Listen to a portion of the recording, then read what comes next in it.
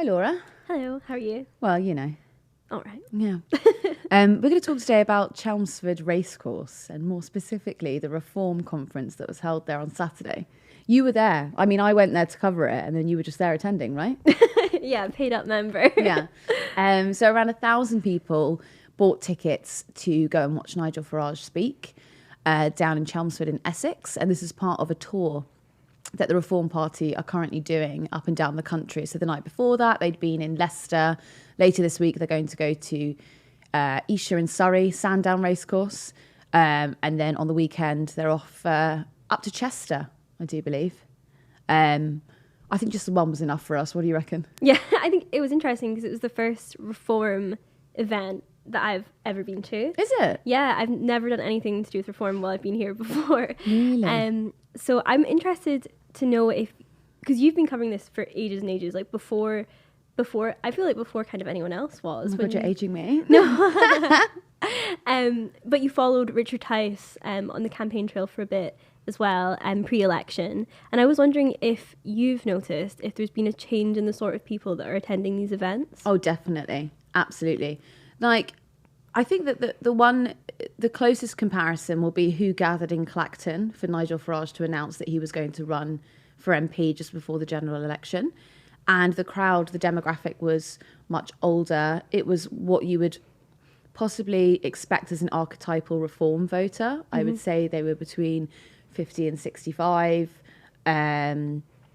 white, had some rather questionable views on immigration. I'm not talking about, they weren't saying we need to curb immigration. They had some pretty strong views, which we documented and are actually on a YouTube video on our channel. But this time it sort of, also importantly, they weren't from the local area, a lot of them. It was actually quite difficult to find local Clacton residents. They were from, like, people had driven like 4 or 5 hours to go there to go and see Nigel. This one was a lot more local. This was like, people were from Essex. And a lot of the people that we met had gone because they want to run as councillors in the upcoming local elections. And they wanted to find out how they can do that. The demographic in terms of age was different as well. Were you surprised? I know it was your first one, but were you surprised that there were as many young people there as there were? I was, yeah, because I think you have this image of the Reform voter as a slightly like eccentric, like I know there were eccentric people there dressed in their like Union Jack suits, but the young people we spoke to, who were granted all young men, I was quite surprised by how, I wonder if you felt the same, but when we spoke to them, I actually felt like they would or should have naturally been at home in the Conservative Party.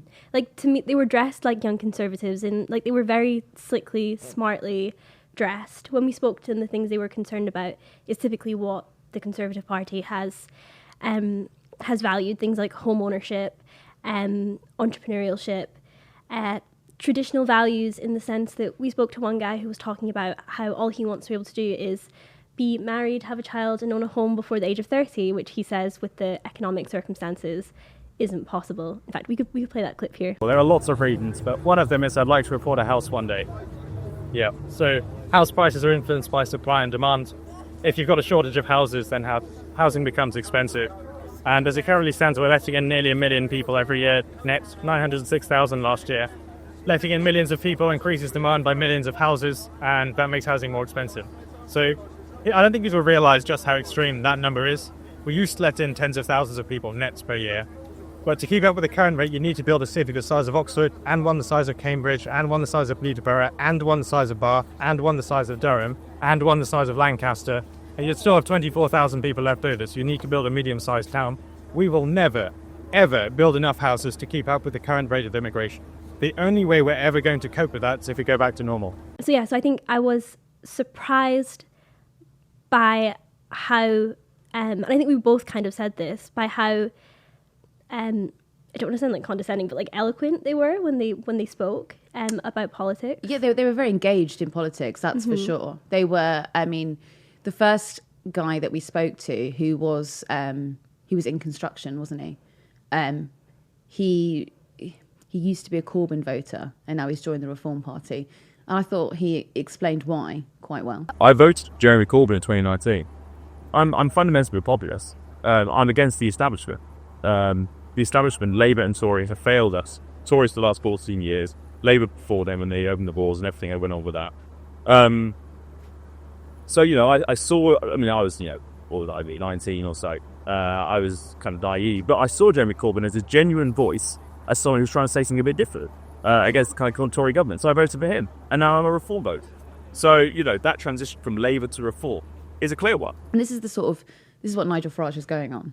So later we then spoke to the Reform leader, and it was interesting because we asked him, didn't we, what is the crossover? Because you wouldn't naturally think that there is crossover between a politician like Jeremy Corbyn and a politician like Nigel Farage, but this is how he explained that entanglement. We spoke to someone earlier who used to be a Jeremy Corbyn voter, Yeah. and he's moved towards Reform. What do you think the crossover is there, if any? Oh, well, anti-establishment, obviously. A sense that the giant corporates now dominate the world that we live in, that politics is very much in the pockets of the big corporates. And it's where it's where my thinking and Corbyn's does cross over. I mean, Corbyn was a Eurosceptic right from the very start because he thought that what Brussels would do is be good for big banks and big businesses and bad for everybody else. Well, he was pretty much right. So there are some crossovers, yeah. And similarly, quite a lot of Trump voters would in the past have thought Bernie Sanders was the guy that they would have voted for. And the unfairness of the economic system as it's currently structured, I think, is at the root of it. You know what you said? Sorry, I know you were about to say something, but Go ahead. here we are. Just on your point there about them being kind of young, suited, booted, and sort of with small c conservative values, I actually think they would be at home in Starmer's Labour. Some of those people, do you know when we went to Labour conference and we were voxing there? Do you remember we were quite surprised at how many, I don't even think you could call them Blairites. They were further to the right than Blairites. And they were all slick back hair. They were in their suits, very young, really hungry for some kind of change, and definitely not I would say they were actually at odds with the sort of trade union roots Yes. of the Labour Party. And I think that actually is probably the danger that Labour face with these young people that are still currently engaged in Labour politics, is that if they fail to deliver for young people in the next 5 years, you'll have, I think that's the kind of tipping point, is like youth economic demands. And if they aren't met, then I think those young people could then stray from the Labour Party, not necessarily to Reform, but just away from Labour politics if Labour are failing to deliver. But I don't think they'll go to the Green Party. No. They weren't that kind of person, were they? Where the sort of Corbyn left, you could see that drift of them going over to Green. I mean, a lot of the Corbyn left, even in seats like, in the 2019 election, like Brighton, where, oh my God, I've forgotten her name. Caroline Lucas. Oh, yeah. Yeah, God, my brain. Caroline Lucas there was sort of a tactical vote there, wasn't it? Where a lot of Corbyn left voted for the Green Party. But these sort of like young Starmerite lot, I could see them being at home in the Reform Party. Now, obviously, that depends on where their policies develop to, because right now Reform is kind of a blank slate, and you can sort of project any ideology onto it. And a lot of them, I would say, ignore the big immigration question. Yeah. Even though a couple of them did bring it up. But largely it isn't really, I don't think it's a priority for them. Change is the priority. And when they did bring it up, though, it was in relation to cost of living and home ownership. And that was the kind of link about why they were concerned about immigration. And I think if Reform were to focus on the home ownership side of it, that would be a real draw for young people.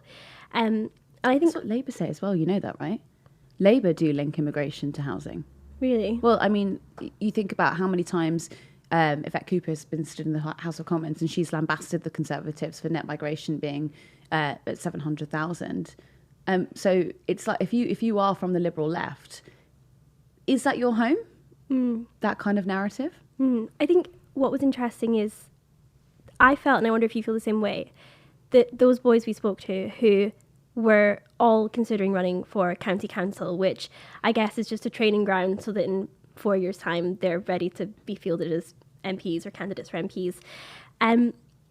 I felt like they were lending almost like a legitimacy to the Reform Party. Like these aren't, they're ex-Tory MPs with long records of scandals or saying crazy things. They are like a blank slate. Like we said, they're well turned out. And they kind of were reminding me of, and they're not eccentrics, and they were reminding me of Jordan Bardella in France. Right. That very online, slick Jordan Peterson before Jordan Peterson went fully into the manosphere when he was, had just written 12 Steps. I think that's what they were reminding me of, and I think that's a lot more appealing to young people online than perhaps the Labour Party's offering online. Yeah, that's why I was surprised why they accepted Dame. And God, why am I calling her Dame? Respecting her. Put your boot on the table. I need to lick the boot. Andrea Jenkins, why they accepted her into the party, because Gawain Towler, who's the former head of comms for Reform before he was ousted, he said that actually in the run up to the election, there were a whole a number of Conservative defections that had been offered to the Reform Party, and they'd actually turned them down. So I'm surprised they would pick up someone like Andrea Jenkins, because she really is at odds with that kind of slick online, almost Joe Rogan-esque style of social media delivery, which is what is engaging younger people. And you're right, Labour's comms are dreadful. They are so bad. It's almost patronising, some of the things that they put on social media. And I think that's probably because they've got a comms department that is rooted in sort of linear news, traditional ways of reporting to the media, and they're not adapting. And I'm sure there's going to be people who are listening to this who say, well, comms isn't the most important part, it's the policy. And I would argue that actually both are equally as important as each other. Definitely. No point having good policy if no one knows about it. Exactly. Do you think the media gives too much attention to Reform? Because, since New Year's, they have dominated the news cycle. We're speaking about them. We've spoken about them a lot, and I see a lot of people online generally commenting that the media in the UK gives them too much. I do think that there have been times where we have overinflated Reform, but I also do think that there are times where we have under-recognised how insurgent that party is. And I was actually reading this post on our subreddit yesterday, from someone who was very upset, who said that we were platforming these people. And essentially what they were arguing was, if you don't give them a platform, then they cease to exist. I don't agree with you. I think that we are a left-leaning channel, one of the few. I think that if you are someone who is interested in left-leaning politics, then you need to understand the arguments of your counter. And the only way that you're going to understand those arguments is if we show you them. Yeah. I think also the Reform thing is so big, and it's like an undercurrent, and it's something that I don't think I really realised until during the general election. We did a lot of voxing across the country, and there was not one place I went to where someone didn't tell me that they were going to vote Reform. And from the Isle of Wight to the north of England, they were everywhere telling us they were going to vote Reform. And the place where I was actually the most surprised by it was in Liverpool, because the year... Reform voters in Liverpool? So many Reform voters I came across, and only one wanted to speak to me on camera. And if you watch the What Does Liverpool Think of Keir Starmer vlogs from this year on our YouTube channel, you'll see him. But the year before, I had done the exact same vlogs, asking the exact same questions about Keir Starmer. And it was kind of the answers you would expect from Liverpool. It was very proud of the socialist roots of the country, saying that the Labour Party was too far centre-right, it wasn't Labour anymore, it didn't represent Liverpool, the kind of what you would expect. And then I went this year again, just after the election, just after Southport, riots, which obviously that was having an impact on how the city was thinking and feeling. I came across so many people that were going to vote Reform, and really, really hostile anti-immigrant sentiment. And they wouldn't speak to me on camera, but one thing that I do really remember is a woman who I spoke to, and she was saying that the city had changed and even the Primark was Muslim now, which I'm not sure what she meant by that at all. Yeah, what does she mean by that? No idea. But that was like the extent of the kind Inshallah, of... these prices remain low. Like, what? I don't Like, know what she means, but that was like the extent. And I was really surprised by that. And I think a lot of people would be surprised by that sort of sentiment in a very traditionally Labour city. but you see, I suppose that's almost what Nigel Farage was talking about during that clip from earlier. That crossover between him and Corbyn. It is, okay, hold the thought at the moment that Nigel Farage is anti-establishment, because I am perfectly aware that Nigel Farage, who went to a public school, went to, worked in the city, goes on the hunt at Christmas time, is not anti-establishment. But the image of him that is projected or perceived is that he is anti-establishment.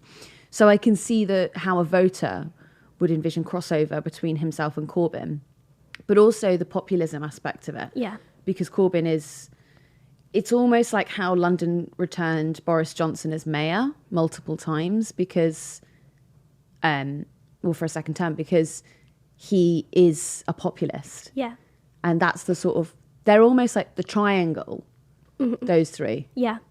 I think people, especially young people, because of the economic situation, they want to reject centrism in the establishment. It hasn't worked and hasn't been working, especially post 2008. And Keir Starmer feels like he's just delivering more of that economic consensus. And I think right now the issue is there is no Jeremy Corbyn anymore. There is no left-wing populist alternative. The only, at least, projection of alternative is being offered by Reform just now. Yeah, I would agree with that. And again, it's really about how you can project whatever you want to on Reform's slate at this moment in time. Like, they haven't been crystal clear with policy, and some of the policies that they have announced are actually very favourable to young people, particularly that change, that notion of change, which is what Starmer promised during the election. Now, I'm not just doing a big lambasting of Keir Starmer. This is not what this podcast is about. But to promise change and then return to centrism and end up with policies like the winter fuel allowance being taken away, no extension of the 2-child benefit cap, being told that any of the, any house building, that's not going to happen for some time. And even the green energy plan, which was polled spectacularly well with younger voters, even having that rowed back on, that's not change. That's more of the same. And also, there was, I think, a lot of economists. There was one economist, Richard J. Murphy, who was on this podcast after the budget was delivered by Rachel Reeves. And he was describing the budget. I mean, he wasn't just the only economist, but a number of them did. They described it as Austerity 2.0. And that statement is true, in fact, unless you reinstate what was taken away during austerity. So unless you reopen the Sure Start programme, or unless you fund schools in the way, you don't turn every school into an academy, you actually keep them under the guise of the council and you actually fund them properly, unless you pump the money that was taken away from them at inflation busting levels, we are in Austerity 2.0. I wonder, what do you think will be the biggest challenge for Nigel Farage in, say, during local elections and at the next set of I think you actually have general the answer elections? for this, Who did you discover at the Reform Party conference on Saturday? Oh, Yeah. I discovered a former Reform candidate who had stood at the general election, who not only had praised Hitler, but then had defended his praising of Hitler. Don't back down. So you think it will be finding suitable candidates to field? I think that sort of, it's like the people that we spoke to, the people who'd bought tickets. Do you know, I wish I could remember the guy's name who I wanted to compare them to. Basically, I thought they were so not diametrically, that is actually a big exaggeration. They were different to the kind of legacy candidates or legacy members of that party. I can't remember his name. He's like, he's got like spiky hair. He's wearing those Union Jack shoes. Yeah. And at one point he ran for election. He was wearing a powder blue suit. Yeah. Actually, I tell you what, if you're interested in reform, you can go back and watch the original Reform documentary that we made, or long form piece on YouTube. God, when was that made? 2 years ago? Yeah. Something like that. And if you watch, this is before Nigel Farage re-entered the fold, was still kind of in the background. But if you watch that and you look at the kind of the caliber of candidates that they had compared to now, the difference is astonishing. And I think if they continue on that trajectory, we're in for real competition at the next election. Definitely. And I think with those young guys entering like we saw, they have a much larger pool to pull from of candidates. Sure. But also I wonder if their biggest challenge will just be getting young people to show up at the polls. I was looking in the 2024 general election, youth turnout in the UK, so that's 18 to 24-year-olds, was only 40%. In Germany, where the AfD did quite well, 72% of that same age group voted. And I wonder if that's down to not exclusively, but the sort of campaigns to get young people to vote in this country. I always find they're a bit Fiat 500. Do you know what I mean? Like, make voting sexy, make voting fun, take a picture at the polling booth, and you're like, Jesus Christ. Like, the patronizing of people who are under 30 is like, it's astonishing, because you think, well, I'm not going to get... It's so patronizing to think that someone who's 27 will only get out of bed, or even 22, will only get out of bed to go and vote so that they can take a picture of themselves at the polling booth, rather than because they actually feel they could contribute to making their lives and the lives of their communities better. Yeah. It's so patronizing. Like, oh, what was that? That was genuinely a campaign, I'm sure, that was like, make voting sexy. Really? And I feel like I got the press release during the election. I was like, what? Yeah. Yeah. It's really not sexy. No. No. But, if you think about like mobilizing people, and like, you think about who was mobilized during the Jeremy Corbyn years. That was actually, I tell you what, more recent example, who was mobilized during Trump just in November. The number of people under 35 who went to the polling booth because they believe that he will deliver real change. Yeah, I think it's because he's speaking to them rather than these campaigns which are speaking down to them. Yeah, it's exactly that. And that's where Kamala messed it up. Oh, Nikki, what's her name? Glaser? Is that her name? Who just presented the Golden Globes? She had a cracking joke. Did she? Which was like, I'm in a room with like some of the most powerful people in the world. You can get anything done except convince the country how to vote. And it's true. Yeah. People don't want to be spoken down to anymore. Well, let's wrap it up there. Yeah. Unless you had anything else. No, that was everything I was going to say. Okay, great. Well, perfect. Thanks for listening, and I look forward to your comments about how we're platforming people again. Yeah.